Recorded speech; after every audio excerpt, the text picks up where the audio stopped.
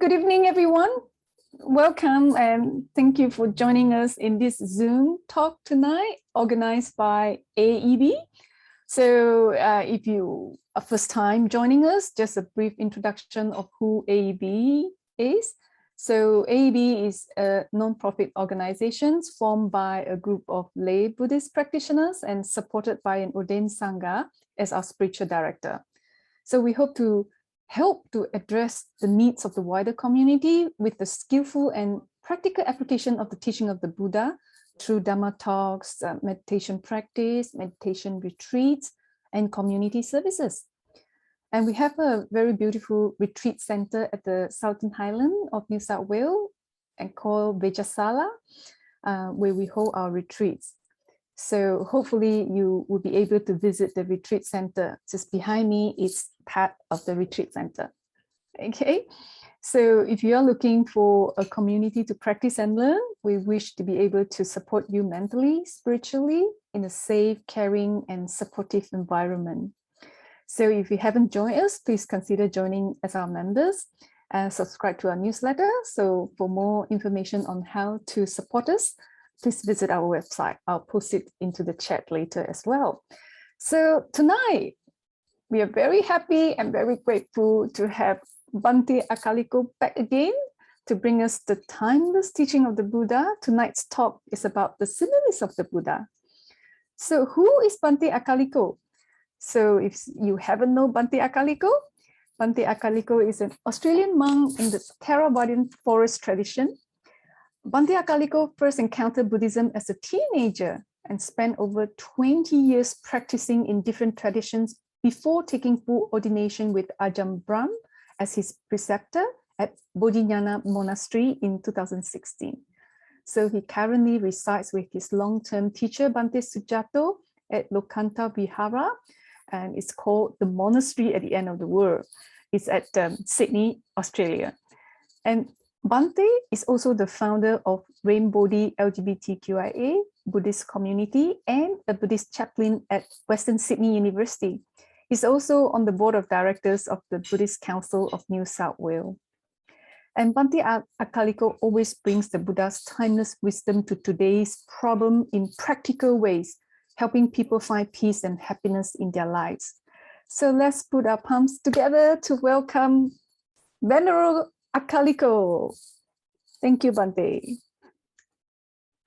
Thank you, Meredith, and thank you for inviting me to come here today and give this talk.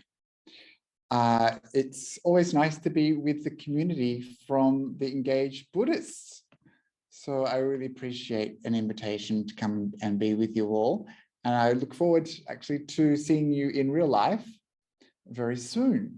It's been too long, and although it's nice to connect online, it's much better to see each other face to face. And so I do look forward to that, hopefully next year. So today, what we're going to do is we're going to do some meditation to begin. It's always good to do some meditation, and we always wait too long to do meditation. So it's good that we can come together as a group in spiritual friendship and meditate together to support each other in our practice. Tonight's talk is going to be about the similes used by the Buddha. And I was thinking, oh, what meditation can I do? The Buddha gave so many similes of meditation, and some of the deeper states of meditation, he gave beautiful similes for that help us understand just what these deep states of meditation might be like. But the one that I thought I'd like to do with you is something I've done with many of you before, which is what I call my sunshine metta meditation. So I was thinking today here in Sydney, and I should also just begin by acknowledging country as well. So I'll do that very quickly, just acknowledging that I'm speaking to you today from Barramadigal land, which belonged to the Darug Nation here in Harris Park, Parramatta, Sydney. And I acknowledge the traditional owners of this land and pay my respects to elders past, present and emerging. I also convey my respects to any First Nations people who are gathered here and First Nations people everywhere. And so, yes, today I was thinking about the weather, and outside here it's raining quite a lot. It seems like it's been raining for weeks now, and the sky still hasn't managed to run out of rain. And I was thinking that our own minds are rather like weather systems. One of the things I do when I'm face-to-face with people, or sometimes online, is I ask people, what's your internal weather like?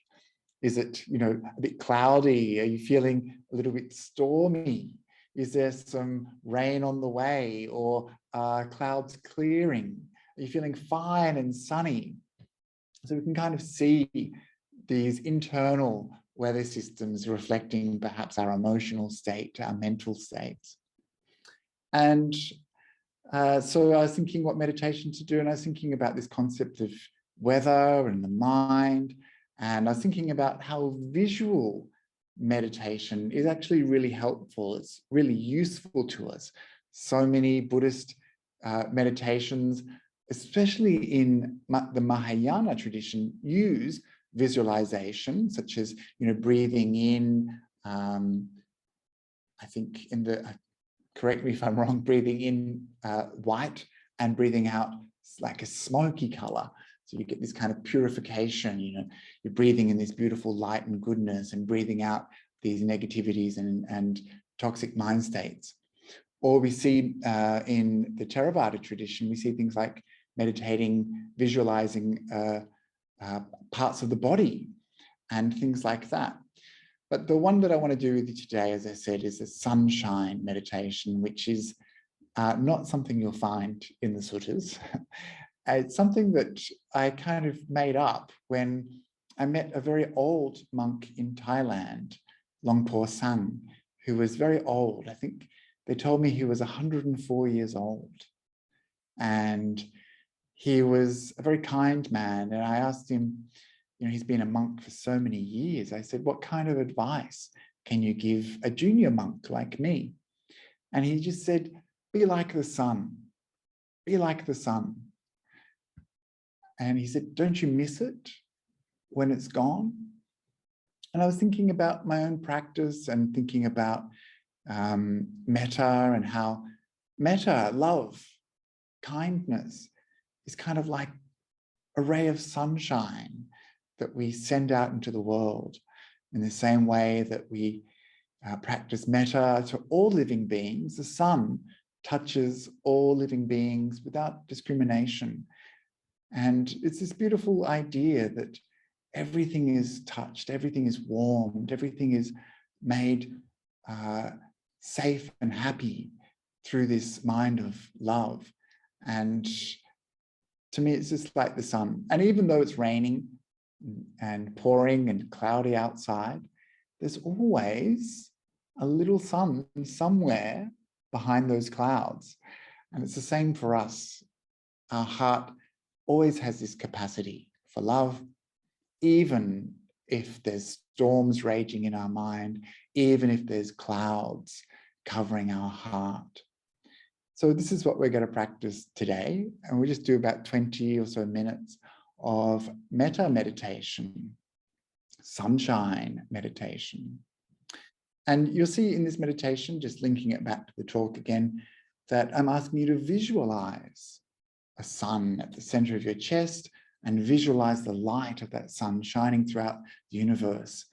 And so this will help us as we develop our practice of metta by connecting us to this idea. So let's begin by finding a comfortable position, something that works for you. Feeling that you can be comfortable and relaxed for some time, wherever you are. If you're on the floor, have a little shuffle of the bum, make sure you get that right position. You're going to be there for a bit. If you're in the chair, find that place where your back feels supported and steady.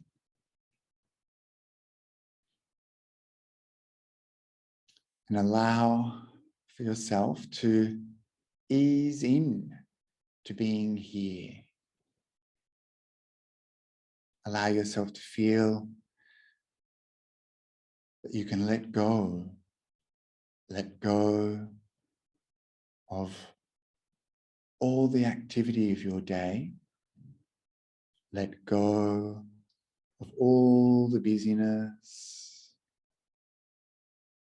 all the stress. Let go of all the dramas, all the worries. And allow yourself to relax.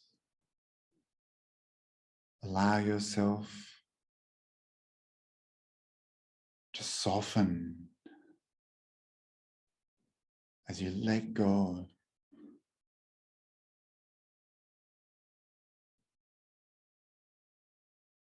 And so we let the past be in the past.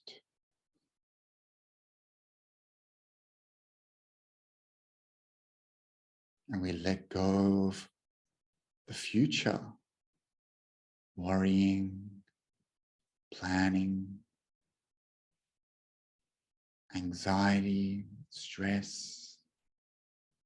The future is so uncertain. Just allow yourself to let go for the time being. And letting go of the past, letting go of the future means that you can be here now, being present, being aware, but relaxed.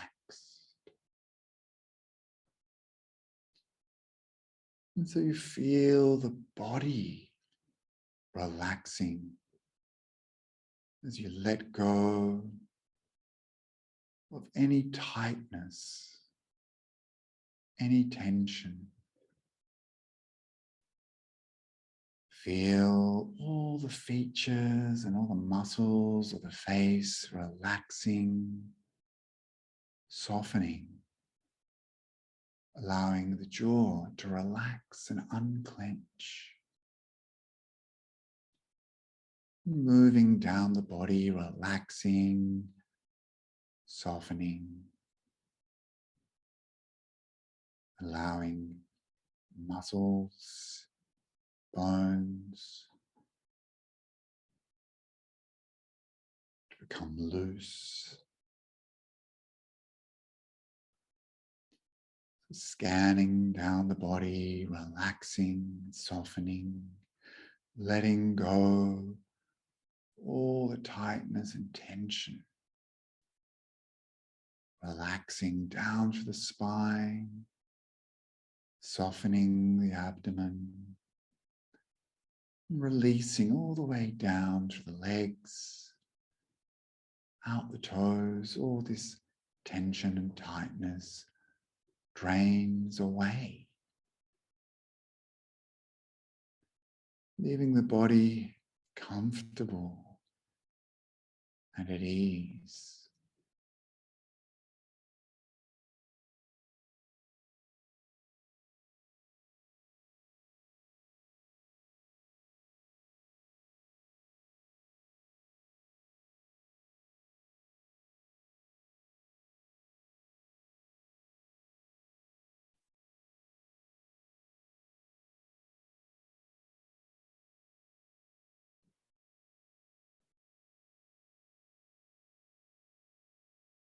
It feels so good to relax.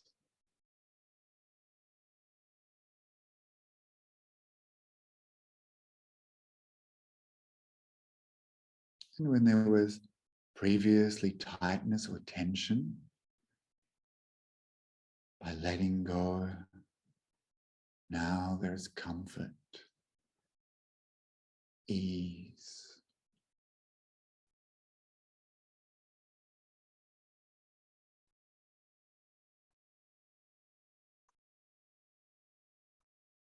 When the body is relaxed, you see that the mind naturally, all by itself, becomes more calm, more peaceful.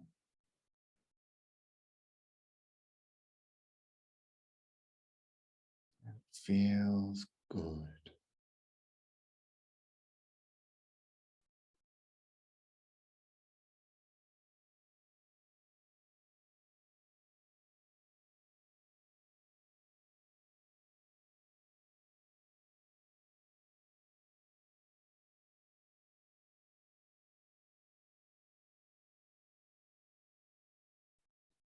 And so we use this relaxed body, this calm, quiet mind, to begin our practice of metta,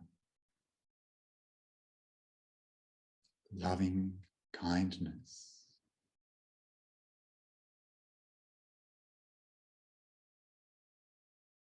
We begin with the words, may I be happy. May I be happy. May I be happy. Saying these words clearly, slowly and carefully, repeating them over and over again. May I be happy. May I be happy. May I be happy.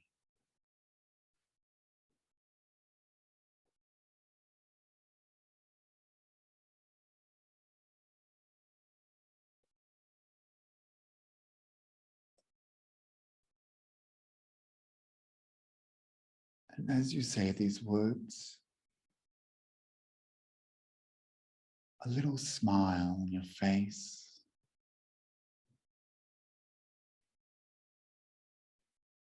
and allow yourself to believe these words. May I be happy. May I be happy. May I be happy.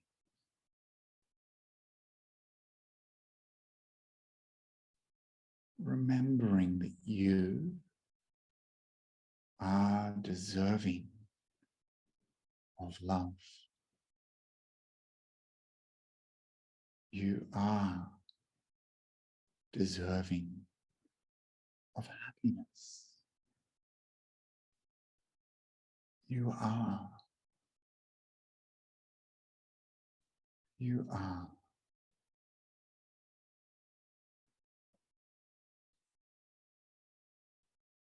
May I be happy. May I be happy. May I be happy.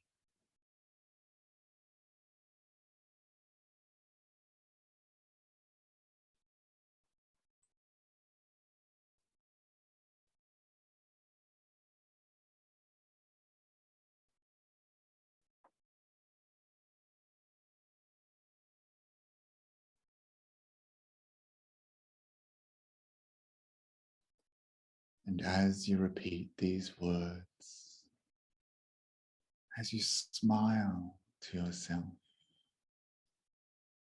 perhaps you notice that special feeling of love.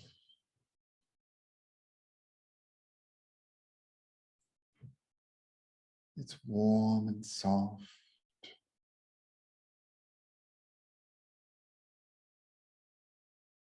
Love feels good.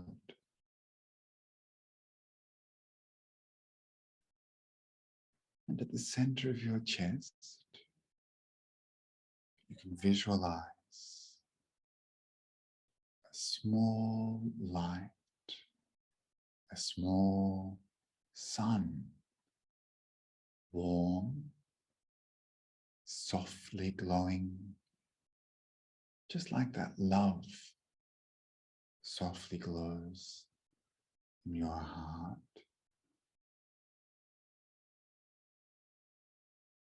May I be happy. May I be happy. May I be happy. That warm, glowing sun is that love, warm and soft, gentle, embracing.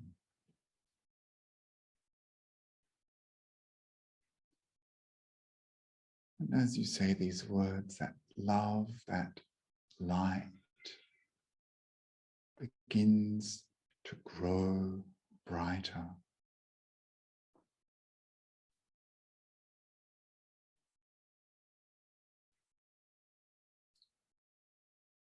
That love, that light spreading, permeating the chest, soaking the body, the whole body, every part, every atom, becoming full of light, full of love, glowing brighter and brighter as this love develops in your mind. May I be happy. May I be happy.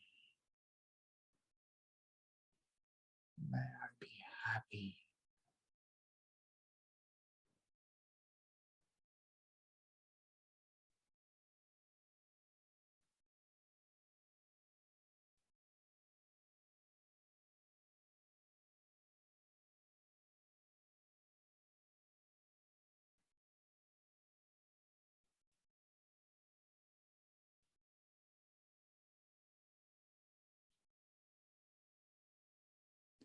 You keep smiling as that love, that light radiates gently, spreading out from your body.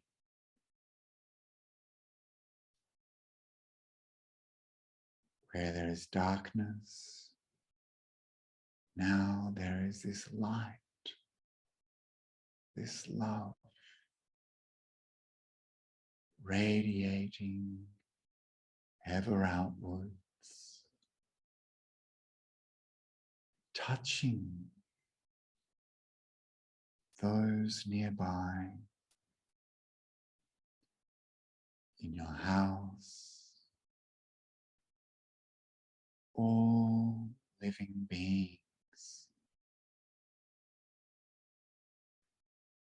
in your nearby vicinity, experiencing this love, this light, as you radiate love, thinking, may these beings be happy. May they be happy. May they be happy.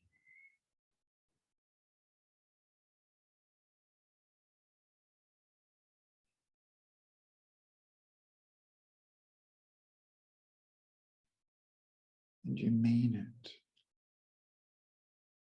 You want it. May they be happy.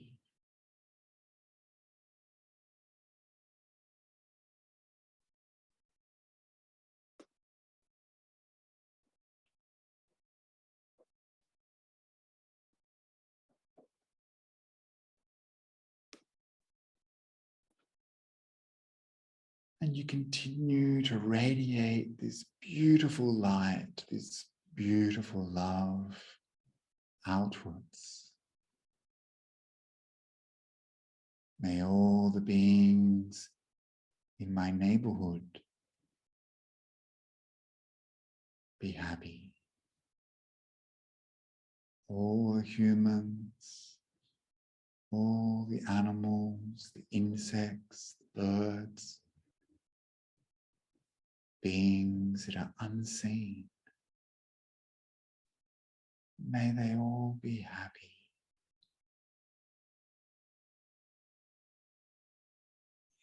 This light, this sun shining on them, giving them love, radiating outwards. May all beings in my city, my state, my country, may they all be well. May they all be happy. May they all be safe. May they experience this love, this light.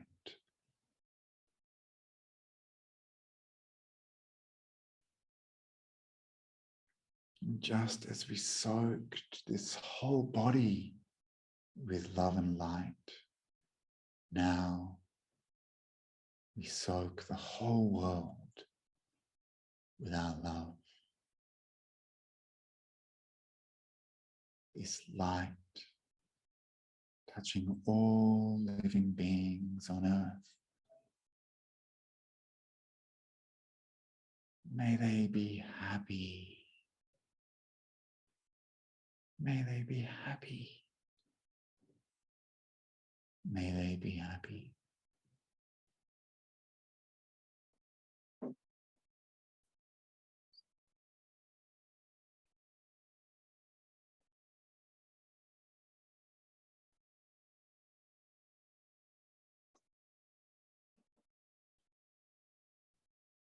And this love, this light, shining into the darkness of space.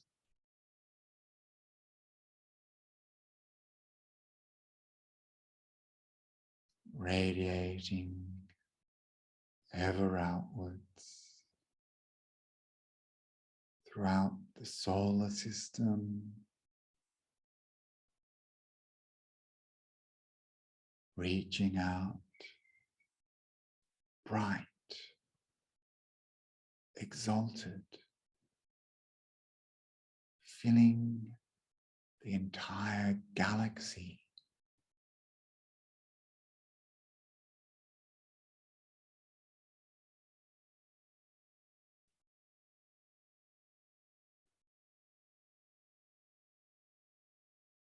This love is immeasurable, limitless, and it spreads all the way to the edges of the universe.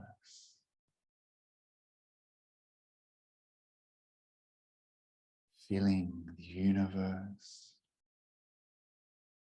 the entire universe,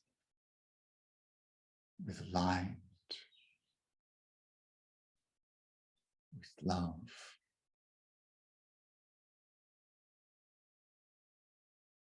May all beings everywhere be happy.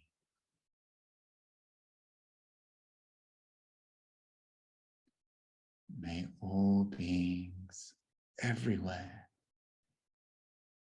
be happy.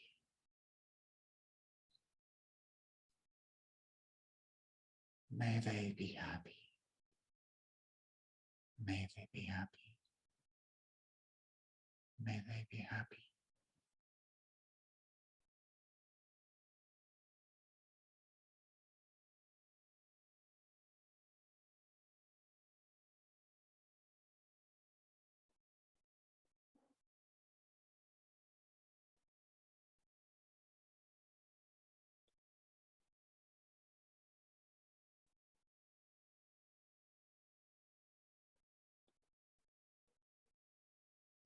Now we draw that love, that light back,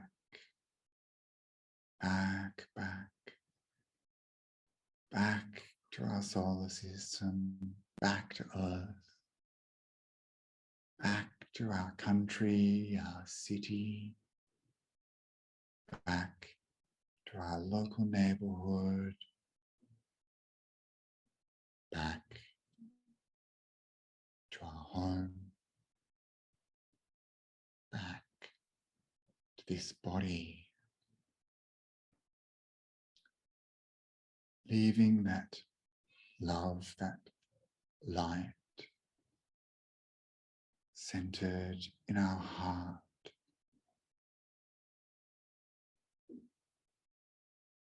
glowing gently, and knowing that that love is always there, shining deep inside our minds, even though sometimes it's covered by clouds. That light is always there whenever we need it.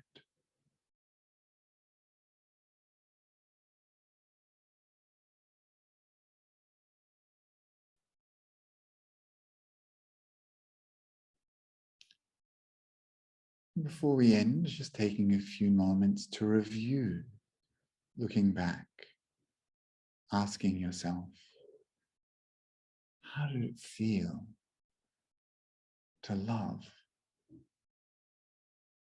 Was it easy? Was it difficult? And why?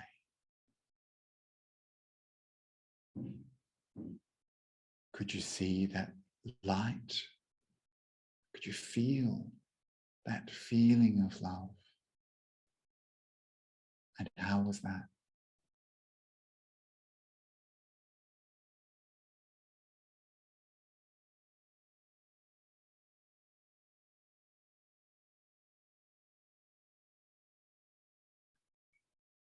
And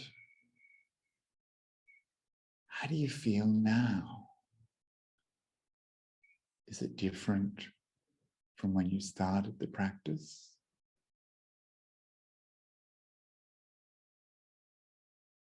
If so, why?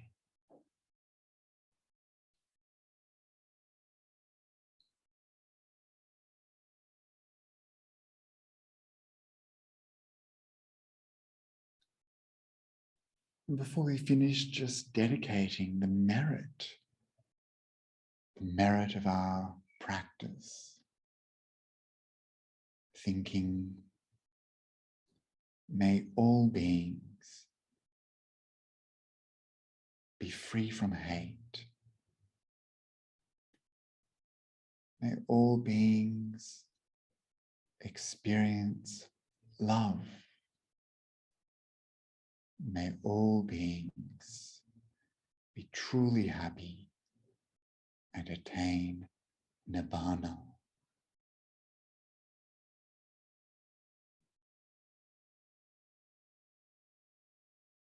And now you can relax your awareness, coming back to the room and arising from the meditation.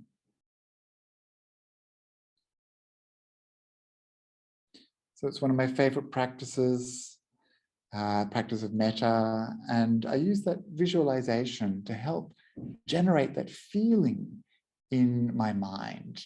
Sometimes it helps to visualize how the meditation is going, and that practice of seeing the light shining from our bodies helps us to radiate that metta, that loving kindness to other beings. So perhaps you, like me, might be a very visual kind of person. So I have a secret, shameful past in the visual arts, and I consider myself to be a visual learner, someone who really needs to see things to understand, or needs to create a visual way to understand concepts or ideas. This is something that I often think about in my practice, how I can visualize the Dharma, how I can see the Dharma and make it more real for me. And so that's why I'm very interested in the Buddha's approach to what I would call a very visual language. When the Buddha spoke, he often spoke using similes. And similes are kind of like ways that we can understand the Dhamma, but they're also incredibly visual for us as well. They help us picture the Dhamma. And so this is the topic that I wanted to explore today. And so I'm going to be doing some slide sharing, and we're going to be doing some learning about these similes. So here we go, visualizing the Dhamma. And see, already the visuals have begun. Here we have, of course, this flame going out, which is a simile for nibbana. And actually, when you start to think about it, you see that the Dhamma is full of visual references that help us understand quite complex concepts. Nibbana is not something easy to understand, but this image of the flame going out is very helpful. It's very instructive. And so today we're going to be exploring how these similes can help us in understanding the Dhamma and help us in our daily life and also meditation practice. So here we have a quote from the Buddha saying, "I shall give you a simile, for it's by means of a simile that some wise people understand the meaning of what is said." And so this is the Buddha in his own words, in a phrase that appears frequently throughout the suttas, where he deliberately introduces this idea that similes are a way that wise people can understand the meaning of something.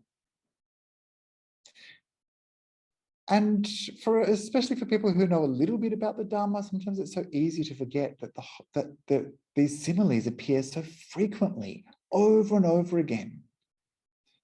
Sometimes we don't even notice that they're there. Like here we have this idea that is found throughout the suttas. Can't see it, can you? It's the darkness. Darkness, of course, is ignorance and delusion, something that keeps us trapped in samsara. This is something that we can visualize, we can understand. There is darkness, we can't see. And we want to move from this state of darkness towards the light. And this is the light of the Dhamma. So even in these two very simple similes, we have the whole of the Buddhist path, this movement from darkness towards light, from ignorance to awakening, or from darkness to enlightenment. These words are so laden with visual references. Enlightenment. And again, this idea of the spiritual path. This is something that we perhaps just use all the time. Oh, I'm on a spiritual path. But this is a simile or a metaphor, something that is instructive. It indicates this journey that I just described from darkness to light. This is a journey that we're on. We're on a path that will take us from darkness to light. We're on a spiritual path. We practice the Noble Eightfold Path. So these are ways that these really important concepts are represented using these beautiful, easy to understand, easy to get similes. And another stock standard phrase that appears all throughout the suttas is this phrase, appreciating the teachings. And I'm going to share this with you so we can see some of the things that I've already mentioned.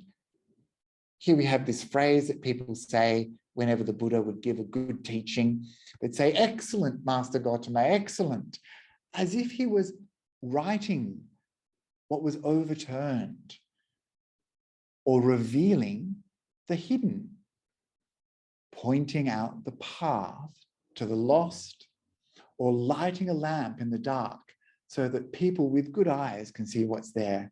Master Gautama has made the teaching clear in many ways.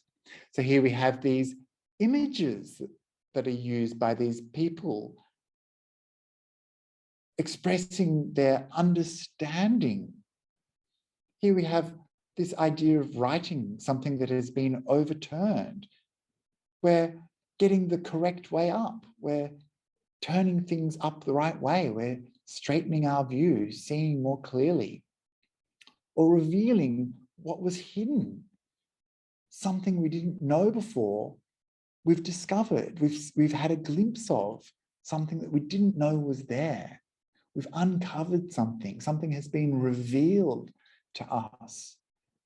And this is the Dhamma. How fortunate we are to have had the Dhamma revealed to us by our teachers, revealed to us by the Buddha. And here we have this phrase, pointing out the path to the lost. So often the Buddha is regarded as the pathfinder, the one who found the path. And here he is pointing out the path for us, showing us the way.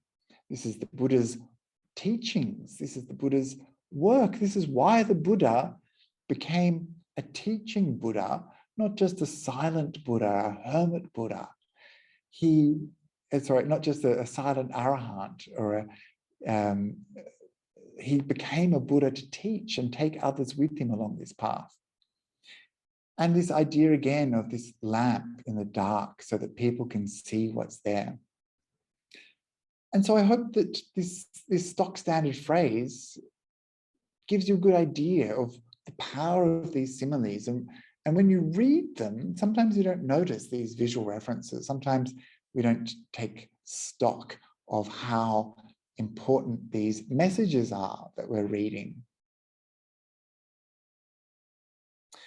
And I mentioned that because this teaching that the Buddha gives,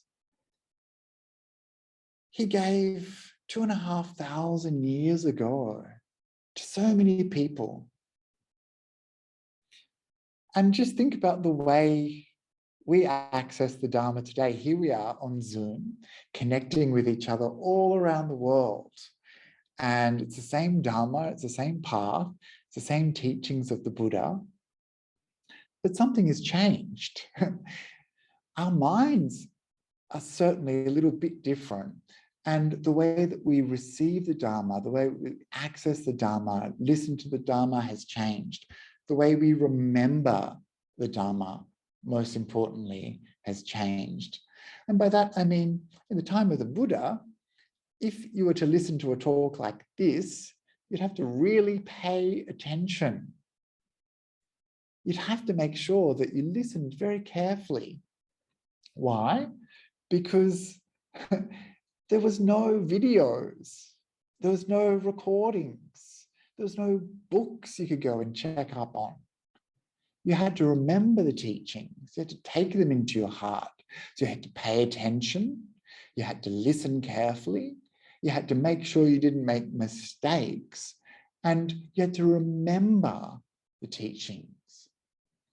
And the history of Buddhism is amazing because it was orally recited for so long and remembered by people, line by line, in its entirety, for hundreds of years before it was written down. And so today, when we access the Dharma, we will usually listen to a teaching. Sometimes we'll sit there with our eyes closed. Maybe our mind will start to wander. We'll start to think about other things, what we're doing tomorrow. Or maybe you think, I've heard this before, I don't really need to pay attention.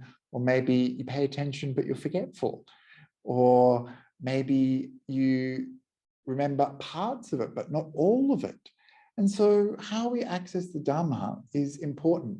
And that's why I think that the reason that Buddha used similes was to help us, not only help us to convey these complex ideas and experiences in ways that we could understand, everyday experiences that we could relate to, things that we knew and made sense to us, but also simply to help us remember the teachings. And as we go along tonight, I'll be showing some images, and hopefully seeing these images might help you. I know that when I use images in the past with retreats and talks, that when I show some images, people remember them much more than they would remember maybe if I just spoke or if they read something in a book. So I'm suggesting today that we can use images, visualizing the Dhamma in a way that helps us with our practice.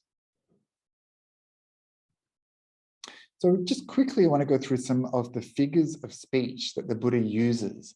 So there's different types of similes, there's different types of metaphors that the Buddha uses. So these come under the title of figures of speech. And so the first is a simile, second is a metaphor, the third is analogy, and the fourth is allegory. So look at these different forms in a bit of detail, just defining them, because these figures of speech are things that we often don't realize are happening. And so we can look at them in a little bit of detail. So we have, for example, the idea of a simile.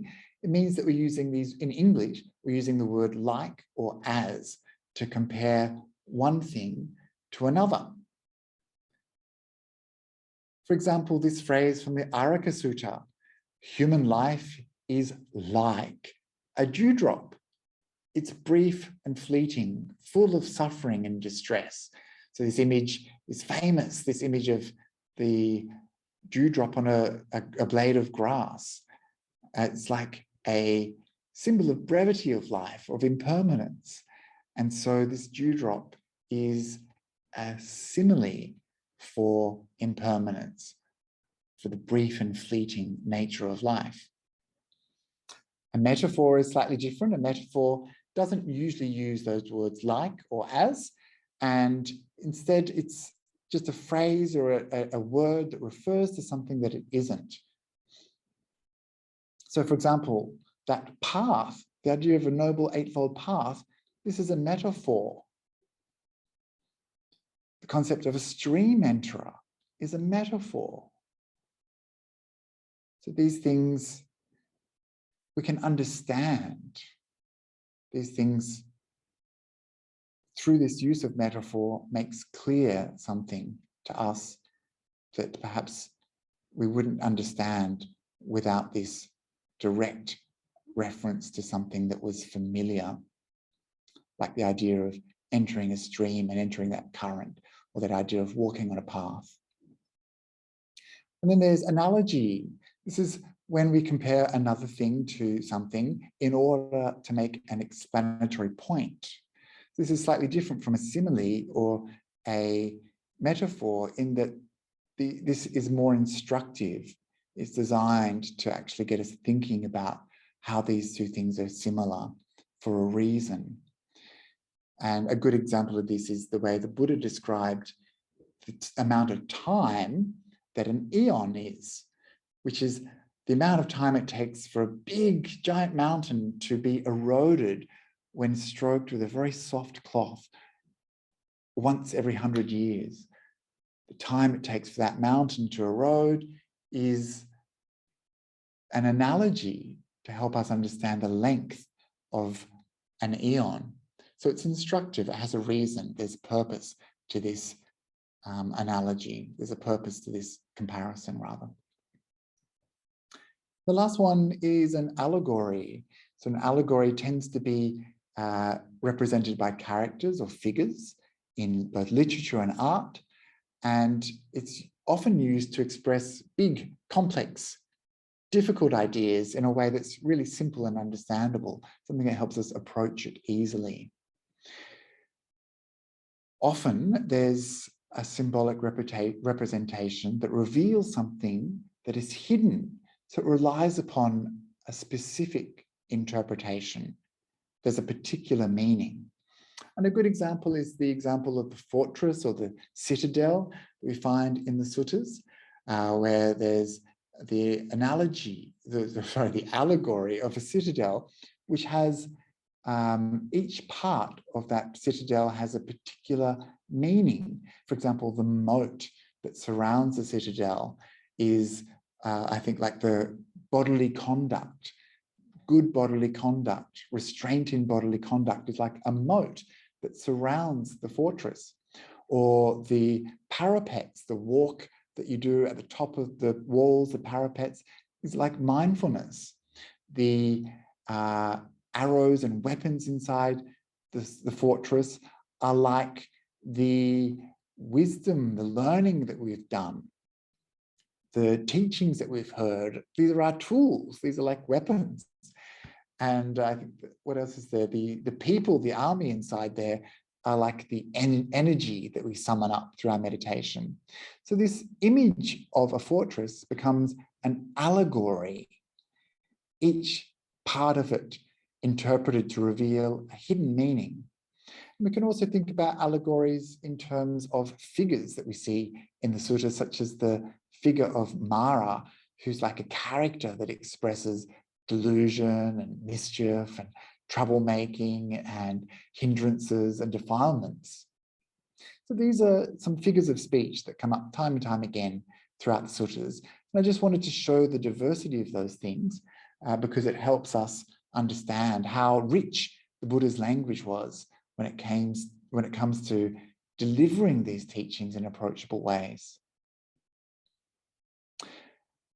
So if you are interested in similes, I would really recommend, and we can go quickly have a look here, going to Sutta Central or to Access to Insight. This Sutta Central index of similes was actually based on the Access to Insight similes.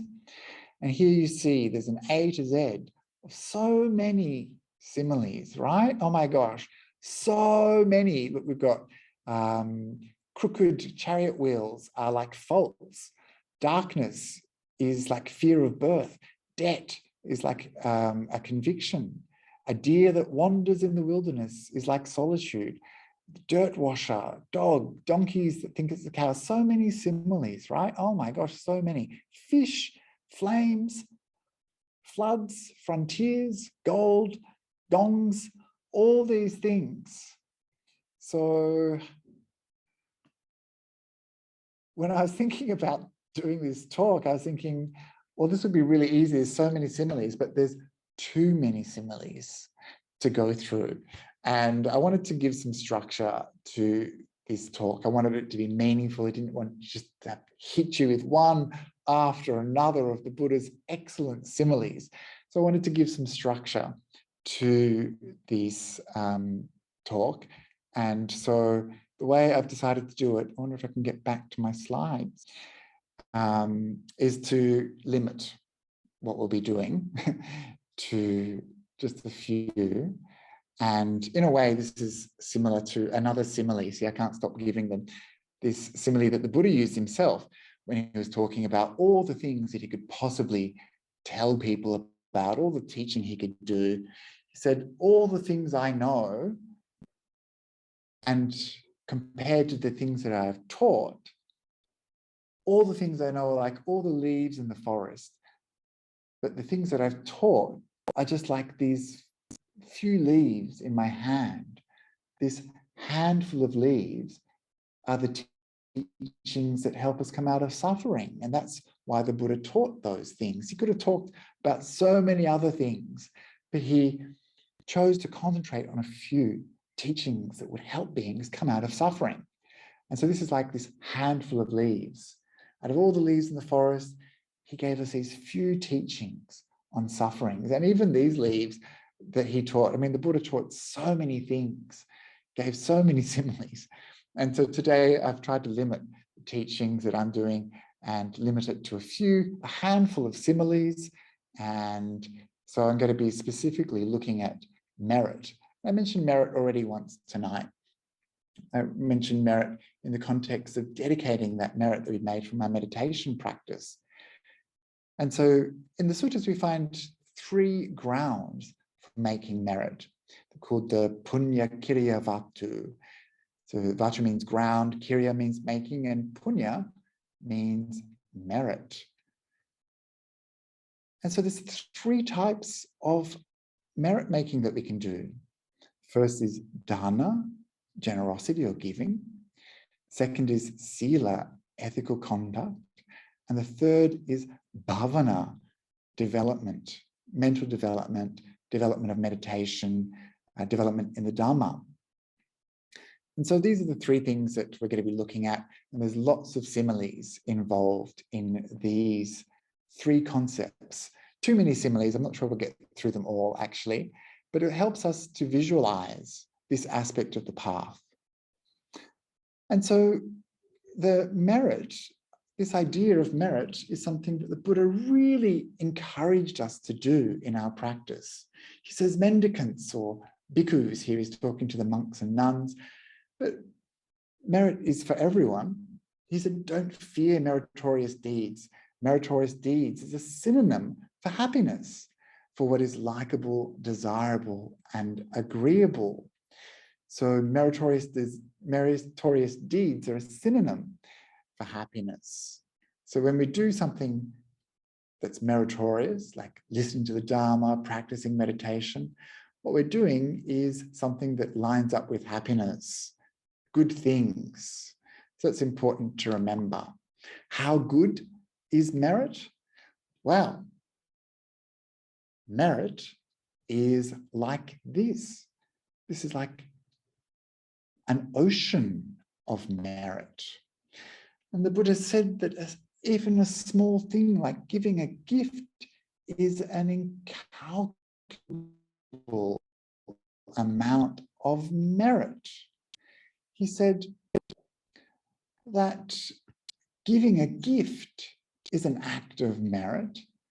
And how much is that goodness, how much is that merit that is made from this act? It's incalculable, he said. Just as when we talk about the ocean, we don't talk about it in terms of liters. We say there's a lot of water in the ocean. There's so much water, it's incalculable. It's unfathomable to us. In the same way, the merit that we make from an act of kindness, of goodness, of giving is incalculable. Just like there's a lot of water in the ocean, in the same way, there's a lot of merit in an action like that. And so we see actually that this idea of the ocean, it comes up quite a lot, this idea of water and abundance and immeasurableness comes up a lot in the Buddha's visual language. So this is how we can see it in merit, but we can also see it in other topics, as we'll see in a moment.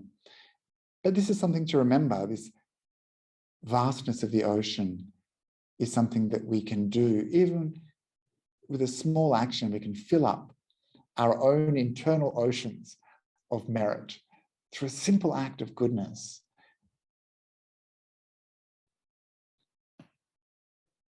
So this is a concept of merit, and now we're moving into those 3 bases of merit. The first is Dhana, generosity. And the Buddha, the commentator, Buddha Gosa, he added some ways that we can think about these 3 grounds for making merit. He talked about it in terms of giving dana, dedicating merit to others, and rejoicing in others' merit. So this all comes under dana, according to Buddha Gosa, all comes under generosity, giving, dedicating our merits, and rejoicing in others' merits.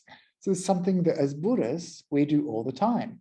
So you should feel really happy. You've already got so many oceans of goodness. If you've given, if you've ever dedicated the merits of your practice like we did tonight, or if you rejoice in the fact that other people do good and dedicate their merits to others, then we're already developing this beautiful ocean of merit within our hearts. And so this is a common Buddhist practice, this idea of dedicating merits. Again, you see this image of water, and we see this image of overflowing, of abundance, that when we dedicate our merits, as we do in this ceremony that you see quite commonly in Buddhist temples or monasteries, when we dedicate our merits by pouring water out of one vessel into another so that it fills up and overflows, this is a simile. This is an image of that flowing out of us, of our merit, dedicating it to other beings, and this abundance of goodness that overflows into the world. And the monks will chant these verses, Yatta Varivaha Pura Paripurentu Sagaram Ewa Mewa Etodinam Pejanam Upakapati. So may these, like the rivers flow into the ocean, so too may this overflowing merit benefit the ghosts. And this is what we do when we practice this dedication of merit towards the deceased. And so you can see how these symbols, these similes inform our practice and inform parts of our Buddhist culture. And so another beautiful image of generosity is one of my favorite suttas, which you can find in the Itivutika. And it's actually, I think it might be in the Anguttara Nikaya. Anyway, I'm not sure. Don't quote me on it. But the fact is, it's a beautiful simile. And this is the reason I wanted to include Dhana in this presentation, because this image to me is so beautiful and so easy to grasp. So it's the image of a rain cloud. And the Buddha says that we can compare people to rain clouds. So we make this simile, this association of one thing with another. He said that a person can be like a rain cloud in terms of generosity. So the first person is like a rain cloud that doesn't rain. A cloud that doesn't rain, like this little soft fluffy cloud, you know it's not going to rain. This person, this cloud, is someone who doesn't give, someone who isn't generous, a miser, someone who keeps things to themselves, a selfish person. So we don't want to be like this cloud, this lonely cloud floating off into the sky. So this is the first type of person, the first type of cloud. The second type of person, second type of cloud, is the kind of cloud that rains locally. So here we have a fantastic image that you can see this cloud is just plonking the rain down in one spot. So this is like us. If we only give locally, we only give to friends and family, we don't give to strangers or people we don't know. We give to friends and family, to people we like, to people we love, because our love and our kindness and our generosity is invested somehow with them. So that means our generosity is limited. Our love is limited. So it's like we're raining locally. So this is better, of course, than not raining at all, but still not quite the full picture that the Buddha encouraged us to practice when it comes to generosity. So easy to be generous and kind to people around us, people we like, people we love. It's easy. It's much more difficult, to be generous and kind to people we're not invested in, who won't give us something back, perhaps. And so this image is the image of a cloud that rains everywhere. This is someone who gives, who delights in giving, gives everywhere, gives to mendicants, gives to people who are poor and hungry, gives when asked, gives with this open-heartedness. And this is like the rain that rains everywhere, like we had today, these big thunderstorms that just drench the earth. And again, this drenching is like a kind of abundance. When it rains, things can grow. And so this is a beautiful image, something that is really powerful when it comes to thinking about being kind and generous.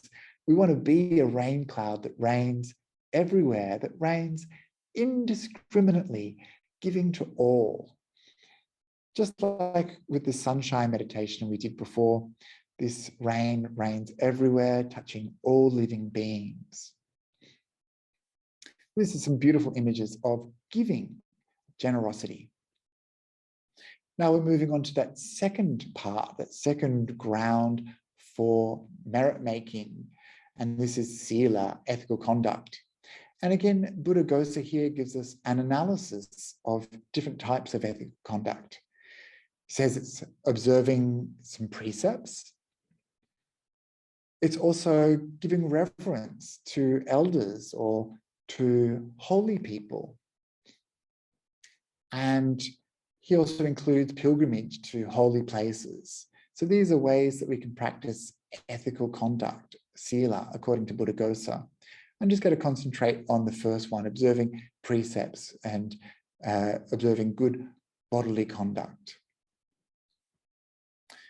So when the Buddha talked about sila and developing the higher training in sila, he talked about sila as being like a field that needs to be well prepared.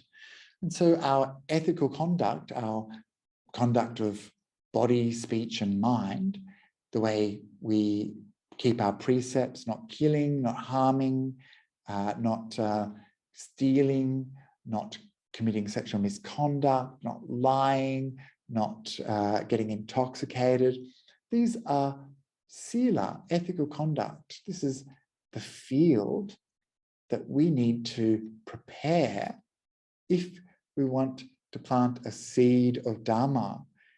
And if we want that seed to grow, then we need to water it. And so the seed is like the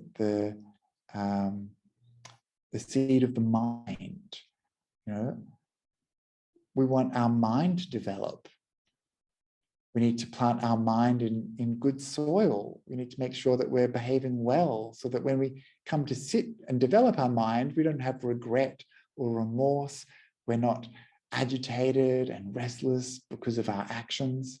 And then when we practice good sila, the mind can develop very beautifully. So sila, of course, ethical conduct is the basis for good meditation. And this is how we develop the mind.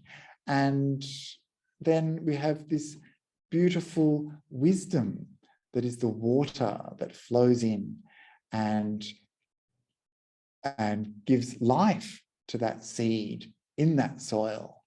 So hearing the teachings, listening to Dhamma, and reading and visualizing the Dhamma, seeing some wisdom, this is a way that we can develop the mind. But we need that good basis of a well-prepared field to develop that beautiful mind of Dhamma. So we need to make sure that we prepare the soil by practicing our precepts, by keeping good ethical conduct, by watching our actions of body, speech, and mind. The results of these actions are like the Buddha says in the Bala Pandita Sutta, like the shadow of a mountain. So it sticks to that mountain. You can't avoid the results of your actions. This is our karma and our karma results. Just like that mountain casts that great shadow, that shadow lies down in that valley. In the same way, our actions ripen. They lie down with us. We can't escape them. They're like a shadow. This is a good image to remember. And in the one of the suttas that the Buddha has talking to Rahula, his son, he gives a beautiful analogy, a beautiful simile regarding good ethical conduct. And he uses the image of a water dipper. So in this sutta, we meet the Buddha who's going to have a chat with his son, and the Buddha goes and he washes his feet and he uses this water dipper to rinse his feet. And then he says to his son, and I read it because it's quite beautiful, it doesn't take long. It's the way the Buddha compares that water dipper to the act of telling a lie. And so here we have the Buddha saying to Rahula, Rahula, do you see that little bit of water left in that water pot? Yes, sir. That's how little of the ascetic's nature is left in those who are not ashamed to tell a deliberate lie. Then the Buddha tossed away this water, saying, do you see how I tossed away that water? Yes, says Rahula. That's how the ascetic's nature is tossed away in those who are not ashamed to tell a lie. And then the Buddha turns that pot upside down and says, do you see how this pot is turned upside down? And Rahula says, yes. And the Buddha says, that's how an ascetic's nature is turned upside down when they're not ashamed to tell a lie. And then the Buddha turns that water pot up and he says, do you see how this pot is turned up? And Rahula says, yes. And he says, that's how vacant and empty the ascetic's nature is for those who are not ashamed to tell a deliberate lie. So you see in this series of images, like that little bit of water left in the pot, just a fraction of what could be in that pot. The way the Buddha tosses it away, saying, this is what happens when we toss away our good qualities. We toss away truth, we toss away so easily, turning the pot up empty. It's empty, it's unable to receive truth and goodness. And then it's empty up this way too. It's like it's not full of anything good. And so the Buddha uses this very simple image that came from just sitting there, washing his feet, using a simile of something that was there right next to him to help us understand this quite different thing, the idea of telling truth, the idea of lying, compared to this everyday, banal object. And it's so clever and it's so powerful. And this is something that we see time and time again in the Buddha's suttas. I'll keep going because there's so many more similes I want to get through. And again, this is from the same sutta. And in that sutta, the Buddha says, what is the purpose of a mirror? And the Rahula says, the purpose of a mirror is for checking. And the Buddha says, yes. And this is what you should do. You should check before you make an action of body, speech, or mind. And ask, is it wholesome? Is it going to hurt me or hurt others? And so this image of a mirror is very useful. We should always check, like you check when you're driving a car. Check your motivation. Check the likely result of your actions.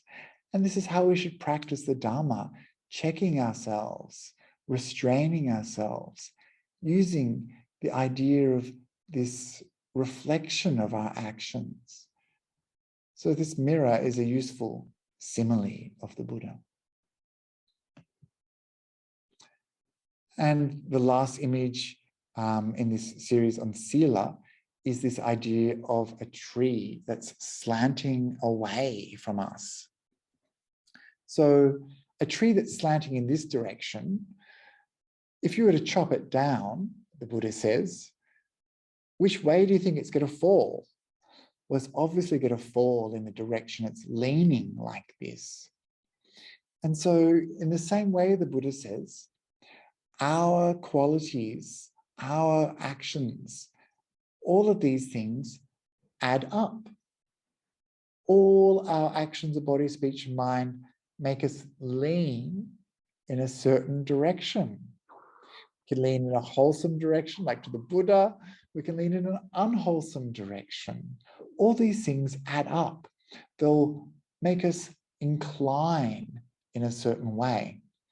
And so when that tree is cut down, or when our life is cut, we will fall according to the inclination that we've been leaning towards. So if we do good actions, then we'll fall in a good place. If we do bad actions, then we'll fall in a bad place, because that's the inclination of our mind. And so again, this is a very simple way that the Buddha can let us think about an incredibly complicated idea, karma and its results, pictured so easily, so simply for us in this image of a tree. So that's Sila. And now we'll move on, because I know I'm running out of time, of course. We'll move on to that last topic, that last ground for development, making merit, which is bhavana. And we can make merit in several ways, developing the mind. First of all, Buddhaghosa says we develop it through meditation. We can listen to Dharma discourses, like you're doing now, making merit. We've already done the meditation, we've listened to Dharma. Here I am teaching the Dharma. Maybe tomorrow, some of you will go and tell some of your friends some of these similes, and you'll be teaching them a little bit of Dharma. And here we are correcting our views. So these are all ways that we can develop the mind through meditation, through listening, through understanding the information that we know enough to teach it. And all of this helps us to correct our wrong views. All of this is helping us to make merit, to cultivate goodness in our life. And so one of my favorite images of the way that we develop the mind is the image of a gold panner, a dirt washer. So you find this in the Anguttara Nikaya 3s. We have this idea of someone panning for gold. So if you don't know what this is, then this is someone who's rinsing some water with some sediment, some rocks and other bits and pieces, and looking for little tiny bits of gold. And this is something that's been happening for thousands and thousands of years. People have been looking for gold in just this manner. And so when they rinse the gold, they're rinsing out the corruptions in the gold, the other stones, the other bits and pieces that hide the gold, and they're removing the gold from those corruptions. And so this is the first thing that will happen when we start to practice a spiritual path. We'll have these coarse corruptions, coarse defilements that cover up the gold that is within us. And as we move along the spiritual path, we refine our qualities. So we remove coarse impurities, like impurities of unethical conduct. When we practice the Dhamma, when we hear the teachings, we want to come out of bad behaviors. And so we start to practice good behaviors. We're purifying the mind. And so this is the process that the Buddha talks about in this sutta. We firstly remove those gross impurities, impurities of body, speech, and mind. And then we refine the mind, just as someone like a goldsmith will refine the gold by smelting it. And it's very interesting to see that this image of gold is something that comes up time and time again in the suttas, especially in reference to very high states of meditation. So this is like, this idea of purifying the mind, getting it to the most pure, the most the most workable and pliant mind that we can make. And it's in the same way that a goldsmith takes these corrupted pieces of stone, removes the impurities, purifies the gold over and over again, removing the middling impurities, removing the fine impurities of the gold. In the same way, we move from gross corruptions of the mind to middling corruptions of the mind, and then very fine corruptions in our mind, very subtle corruptions that prevent us from attaining a state of purity. But then once we've removed these corruptions, the mind is pliable, workable, in the same way that a goldsmith refines that gold, then the goldsmith can start to make something out of it, to make an ornament, to make something beautiful, to make whatever they want. And in this way, the Buddha says that having a mind that is freed of impurities is very powerful. And this mind can be used to create a mind-made body, to create psychic powers, to create superhuman states. And so this is that purification process that the Buddha talks about, taking us from impurity to purity, taking us from a lump of rock, taking us all the way to this incredible, powerful mind that is beautiful and capable of anything. So for most of us, we are not quite at the stage of becoming a beautiful golden ornament. For most of us, we'll have some hindrances in our mind. And so I just quickly go through these similes of the hindrances that the Buddha used. And I found this very useful when I encountered the teachings. Many people, believe it or not, don't know, and I'm just going to pause sharing for a bit. I work with a lot of different groups, and some people have been meditating in these meditation groups for 20, 30 years, and they still don't know the hindrances. And of course, you can't make progress in your meditation unless you understand that there's hindrances that occupy the mind and what these hindrances do to the mind and how to let go of these hindrances. So if you're not even aware that there's hindrances, then you're in trouble. And so I would teach the hindrances to these groups. And then I would go back and I'd say, do you remember the hindrances? And they'd be like, no. So, this idea of needing to remember the Dharma. And so the Buddha, of course, used very clear images to help us remember the Dharma. And whenever I present these images that you're about to see, people have said that it helps them remember these hindrances very well because they have a way to visualize it. And so we want our mind to be like a bowl of pure, clear, still water. Maybe some of you have glimpsed this state in your meditation when the mind is so calm and so peaceful and so clear, so still. It's like a bowl of clear water. But when hindrances are present, the bowl is not clear, the mind is not still. The first hindrance the Buddha talks about is sense desire. Sense desire takes us away from meditation. It wants us to go and have a cup of tea, eat some chocolate cake, watch a movie, do something fun and exciting.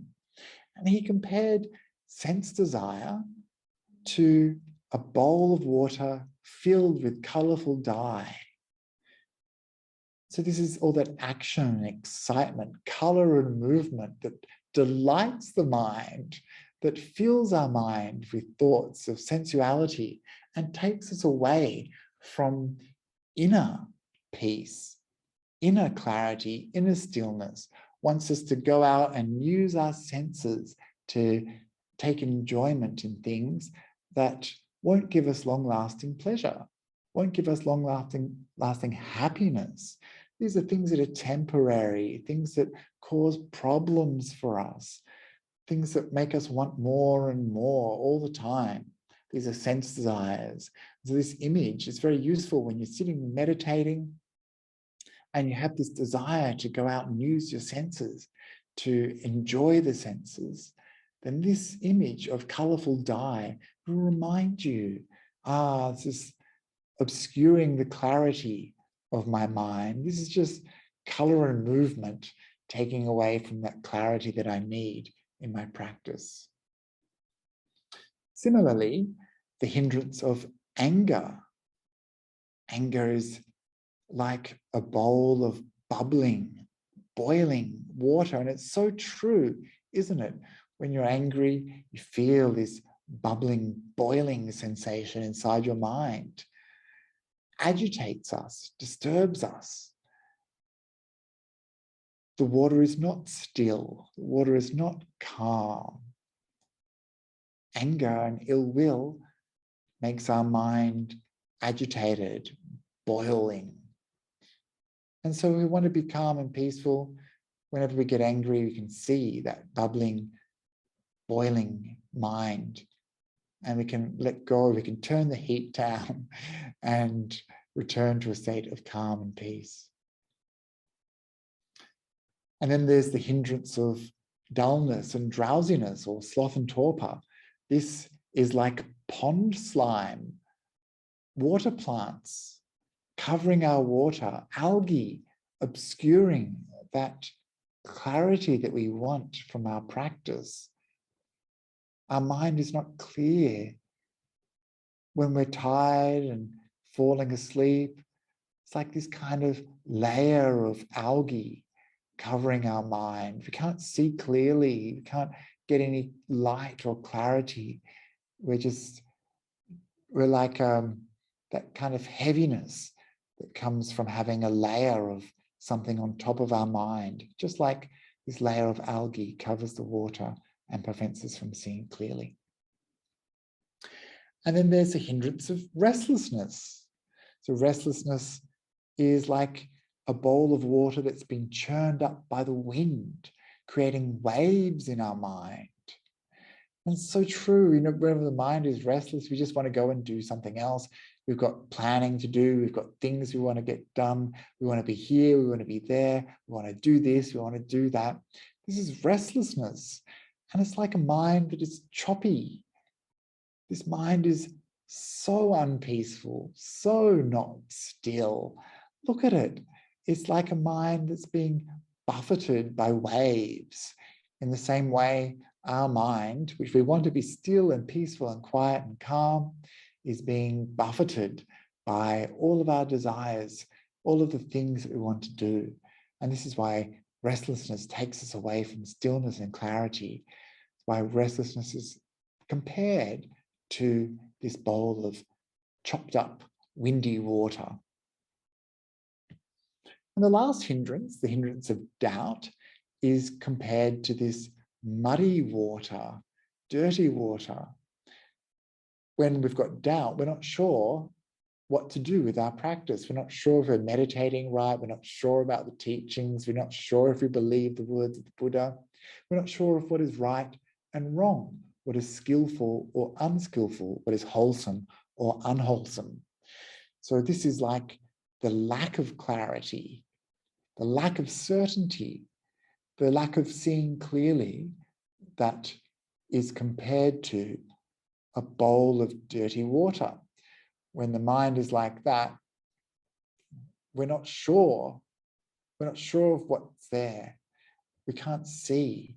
And this is why doubt is regarded as a hindrance, because it prevents us from knowing what to do. And that doubt and confusion just leads to uncertainty in the mind, and we're not getting that stillness we want from our meditation practice. So those are the 5 hindrances: sense desire, ill will, dullness and drowsiness, restlessness and remorse, and doubt. And these are the 3 punya kiriya vatus: giving, dana, generosity, Dhana, giving, good, and Sila, ethical conduct, and Bhavana, mental development in meditation or listening to the Dhamma. And these are three really important things that will help us develop merit, good qualities, good vibes, good future consequences. When we practice these three things, we'll get a lot of merit, a lot of goodness. And this, of course, will be for our long-term happiness, our long-term welfare and good. And this is why I decided to share these similes concerning those topics with you tonight. And I hope that the visual nature of those similes has helped you understand those concepts in an easier way. And I'd recommend in your own practice, when you're studying the Dharma, when you're reading the Dharma, it's so easy just to read those words and not take it into the mind. It's so easy to just gloss them over and not remember. But it's much more important to read those similes, visualize them in your mind, allow for those similes to help the Dharma come alive in your heart. Because when that happens, then we're on our way. When the Dharma is alive in our heart, when we get it, we're like that stock phrase that we saw at the very beginning of this talk. We're like that thing that has been turned up the right way. We're like revealing something that's hidden. We're showing the path to someone who's lost, and we're turning on that little light of the Dharma in our mind and banishing the darkness. So we have that light in our hearts that's going to be something that guides us in our own practice and something that we can share with other living beings. So this is a little talk about merit and the similes used by the Buddha, and I hope it will be of some benefit to you in your practice. Well, Bhante, you're really, really very creative with coming out with all these beautiful images. And I think now I can remember the 5 hindrances more clearly now. Sometimes I forgot which is the third one, which is the fourth one. Now I just remember all the water, muddy water, clear water. I can remember better. So thank you so much. And thank you, Bhante, for leading us with these beautiful meditations and very powerful talk tonight, and helping us deepen our practice and accrue merit through this practice. And before everyone goes, I would like to invite everyone to share your merit with our spiritual director, Bhante Tejadamo. He's in the hospital now. He's really unwell. And so we just hopefully we share our merit with him and wish him speedy recovery, wish him well, wish him free of all pain and suffering, right? So with that, I think time is up now, although we would like to have Bhante Akāliko much longer. But it's time that we have to let him go as well. So just put our hand together and say sadhu to Bhante for this beautiful teaching and for your generosity in providing this Dhamma to us. Sadhu, sadhu, sadhu.